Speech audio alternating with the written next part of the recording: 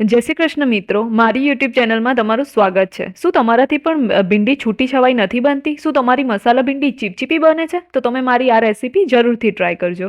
Regular મસાલા ભીંડીની recipe કરતાં આ મસાલા ભીંડી એકદમ જ અલગ છે। તો આ મારી મસાલા ભીંડીની રેસીપી તમે જરૂરથી ટ્રાય કરજો। તો ચલો આજે આપણે બનાવીએ મસાલા ભીંડી।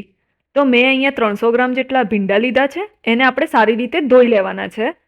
ધોયા પછી ભીંડાને આ રીતે સારી રીતે લૂછી લેવાના છે। ધ્યાન રાખવું કે ભીંડામાં પાણી રહી ના જાય। જો સારી રીતે લૂછાશે નહીં અને આપણા ભીંડામાં પાણી રહી જશે તો આપણા ભીંડા ચીપચીપા અને ચીકણા બનશે। હવે આપણે ભીંડા બધા લૂછાઈ ગયા છે। હવે આપણે ભીંડાને આ રીતે સારી રીતે લાંબા લાંબા પતલા કાપી લેવાના છે।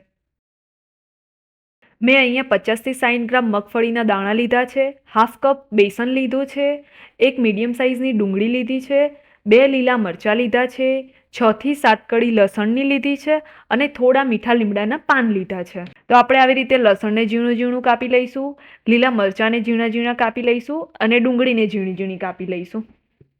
હવે આપણે એક કઢાઈ લઈ લઈશું।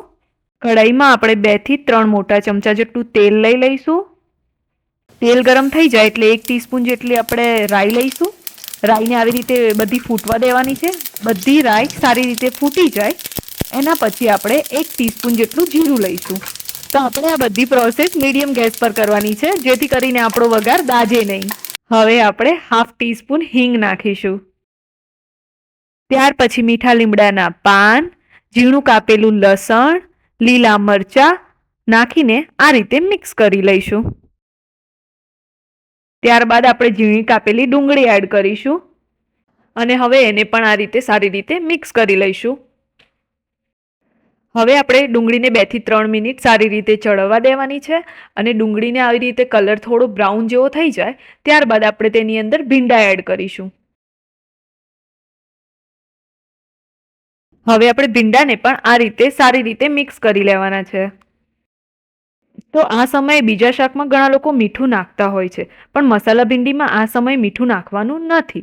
જો નાખશો તો તેનાથી શાકમાંથી પાણી છૂટશે અને મસાલા ભીંડી ચીકણી બનશે। તો આવું ના થાય તેના માટે આપણે મસાલા ભીંડીમાં મસાલા છેલ્લે નાખીશું।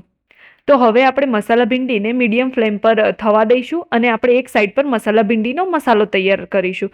અને એક વસ્તુનું ધ્યાન રાખવાનું છે, આપણો આ જે ડુંગળી અને ભીંડા છે તેને આપણે ખુલ્લા ચડવીશું। હવે આપણે ખાલદસ્તામાં 50 થી 60 ગ્રામ જેટલા સિંગદાણા લઈશું અને એને સારી રીતે ખાંડી લઈશું। દાણા આ સાઈઝના થાય ત્યાં સુધી આપણે દાણાને ખાંડી લેવાના છે અને દાણા ઉપર જેટલા છોતરા નીકળ્યા હોય એટલા આપણે એને સાઈડ કરી લઈશું। હવે આપણે હાફ કપ જેટલું બેસન લઈશું, 1 ટીસ્પૂન મરચું લઈશું, અડધી ટીસ્પૂન હળદર, 1 ટીસ્પૂન ધાણા જીરું, 1 ટીસ્પૂન મીઠું અને 1 ચમચી જેટલું તેલ લઈને સારી રીતે હાથથી એને મિક્સ કરી લઈશું। હવે આપણે એમાં મીઠા લીમડાના પાન અને ધાણાને ઝીણા ઝીણા સારી રીતે કટ કરી લઈશું। હવે આપણે અહીંયા 1 ટીસ્પૂન ગરમ મસાલો લીધો છે। ગરમ મસાલો ઓપ્શનલ છે, જો તમને ગરમ મસાલો નાખવો હોય તો નાખી શકો છો। ત્યારબાદ એને હાથથી સારી રીતે મિક્સ કરી લઈશું અને હવે આપણી મસાલા ભીંડીનો મસાલો તૈયાર થઈ ગયો છે। હવે તમે જોઈ શકો છો આપણા ભીંડા ચડીને તૈયાર થઈ ગયા છે। હવે આ ટાઈમે આપણે આપણો તૈયાર કરેલો મસાલો ભીંડાની અંદર એડ કરીશું।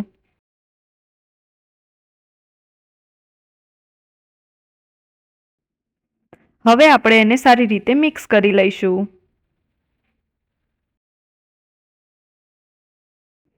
હવે જોઈ શકાય છે આપણી ભીંડી અને મસાલો બહુ સરસ મિક્સ થઈ ગયું છે।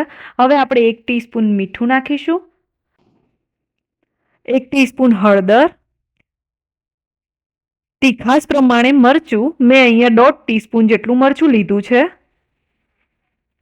અને મેં 1 કે 2 ટીસ્પૂન જેટલું ધાણા જીરું લીધું છે અને હવે આપણે સારી રીતે મિક્સ કરી લઈશું। હવે આપણે 3 થી 4 મિનિટ જેટલો ટાઈમ લઈને મસાલાને થોડીવાર ચડવા દેવાનો છે અને ત્યાર પછી આપણે એની અંદર 1 ચમચી જેટલું દહીં એડ કરીશું અને એને સારી રીતે મિક્સ કરી લઈશું।